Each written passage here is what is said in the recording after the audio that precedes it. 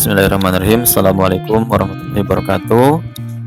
Berjumpa lagi dengan mata pelajaran Bahasa Indonesia. Kali ini insya Allah kita akan belajar mengenai teks debat. Pernah nggak sahabat-sahabat bahasa melihat kegiatan debat baik secara langsung maupun melalui televisi? Atau pernah mungkin ikut lomba debat di sekolahnya masing-masing sebelum masuk SMK? Menurut teman-teman semua, lebih seru nonton debat atau ikut debatnya langsung? Tentunya masing-masing memiliki keseruan tersendiri ya. Kalau lagi nonton debat, kita pasti jadi ikut deg-degan. Kira-kira pihak mana ya yang debatnya lebih bagus dan argumennya lebih oke. Sementara itu, kalau kita ikut lomba debat, kita juga pasti akan deg-degan nih. Kira-kira argumen yang disiapkan sudah bagus belum ya? Kira-kira bisa lancar nggak ya? Waktu menyampaikan argumen, bayangin aja udah seru nggak sih? Ngomongin soal debat, sahabat udah tahu belum sih apa yang dimaksud dengan debat? Debat merupakan pembahasan dan pertukaran pendapat mengenai suatu hal dengan saling memberi alasan untuk mempertahankan pendapat masing-masing pihak. Dalam debat, masing-masing pihak diperkenankan untuk menambahkan informasi, bukti, dan data untuk mempertahankan pendapat.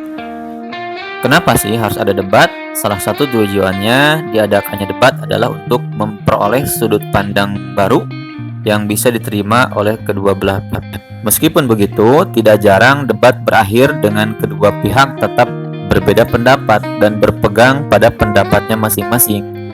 Tapi tentunya mereka tetap akan mendapatkan wawasan baru dengan mendengarkan argumen dari pihak lawan. Berbeda pendapat itu wajar, tapi ingat, tetap hargai pihak yang lain yang berbeda pendapat dengan kita.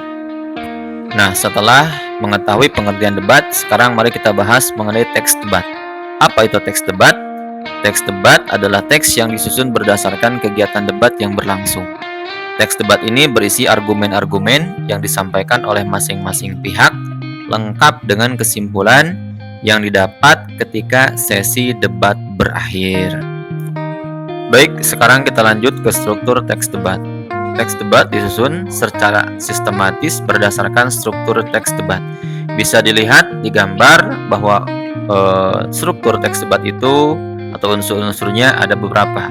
Ada pengenalan, ada penyampaian argumentasi, ada debat, ada simpulan, ada penutup. Struktur yang pertama adalah pengenalan. Pertama, yaitu pengenalannya. Pada bagian pengenalan, moderator menyampaikan salam pembuka dan memperkenalkan pihak atau tim yang akan berdebat. Moderator adalah pemimpin sidang atau rapat atau diskusi yang bertindak sebagai pengarah dan penengah. Selain mengenalkan pihak yang berdebat, moderator juga menyampaikan mosi dari debat yang akan berlangsung. Struktur atau unsur yang kedua dari teks debat ini adalah penyampaian argumentasi. Yaitu penyampaian argumentasi disampaikan oleh pihak afirmasi, pihak oposisi, dan pihak netral atau penengah jika ada ya. Pihak afirmasi itu adalah pihak yang mendukung mosi atau pro terhadap mosi. Pihak oposisi adalah pihak yang menentang mosi atau kontra terhadap mosi. Sedangkan pihak netral atau pihak penengah adalah pihak yang bersikap netral dan berperan sebagai penengah dalam debat. Pihak netral ini bersifat opsional alias tidak harus ada dalam debat. Struktur yang ketiga yaitu debat.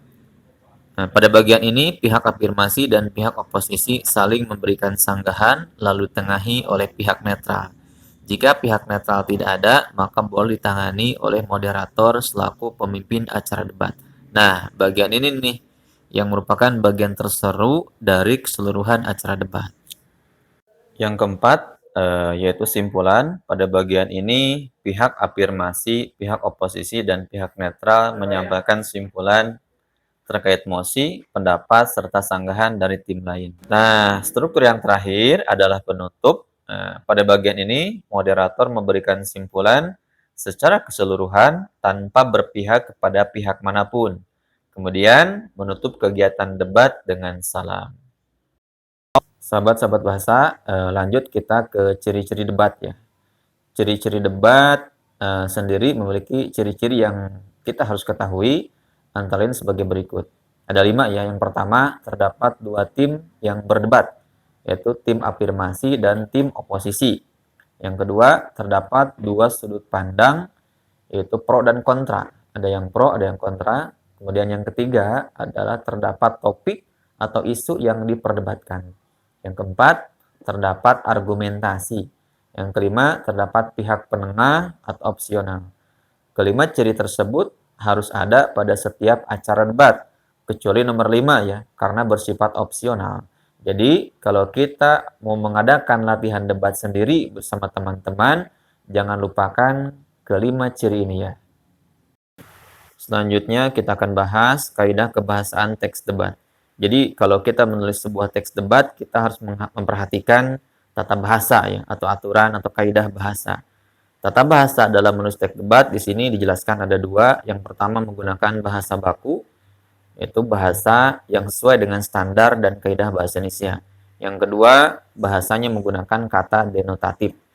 Denotatif adalah kata yang bermakna sebenarnya ya. Sekali lagi, denotatif adalah kata yang bermakna sebenarnya. Contoh pada kalimat berikut.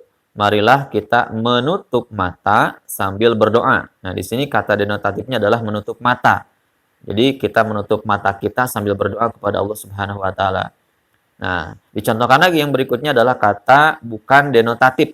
Contoh pada kalimat pemerintah tidak boleh menutup mata atas kejadian yang melanda Indonesia saat ini.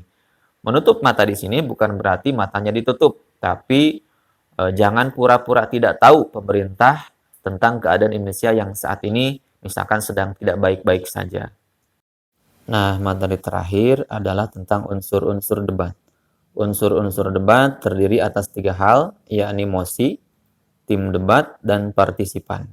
Untuk lebih lengkapnya, saya akan jelaskan sebagai berikut. Lihat contoh di gambar, ada mosi, tim debat, sama partisipan. Mosi adalah unsur pertama, yaitu mosi adalah topik atau isu yang diangkat dalam debat. Mosi akan menentukan sikap dari masing-masing pihak atau tim yang berdebat. Apakah akan pro terhadap mosi atau kontra terhadap mosi. Jadi mosi itu singkatnya adalah topik atau isu yang diangkat ketika berdebat. Unsur yang kedua adalah tim debat. Seperti yang tadi sudah dijelaskan, dalam debat umumnya terdapat 3 tim debat. Yaitu satu ada tim afirmasi, yaitu tim pendukung mosi atau pro terhadap mosi. Yang kedua tim oposisi, yaitu tim penentang mosi atau kontra terhadap mosi. Yang ketiga adalah tim netral atau penengah. Itu tim yang netral dan berperan sebagai penengah atau opsional. Untuk tim netral atau penengah tidak wajib ada dan perannya sebagai penengah dan dapat digantikan oleh moderator. Dan unsur yang terakhir adalah partisipan. Selain tim debat, terdapat juga partisipannya, yaitu penonton atau juri yang pertama, yaitu tugasnya menilai tim yang berdebat. Yang kedua ada moderator, partisipan ini ya, yaitu moderator itu adalah yang memimpin jalannya debat. Dan yang ketiga adalah notulen. Notulen tugasnya itu mencatat jalannya debat dan hasil debat. Itulah tadi pembahasan tentang teks debat, meliputi pengertian, struktur, ciri-ciri, kaidah kebahasaan, hingga unsur-unsur debat. Apakah sahabat-sahabat bahasa semua sudah paham? Jika sahabat-sahabat semua belum paham banget tentang materi teks debat ini, kita bisa lanjut dengan diskusi di kolom komentar. Semoga materi ini bermanfaat. Terima kasih. Assalamualaikum warahmatullahi wabarakatuh.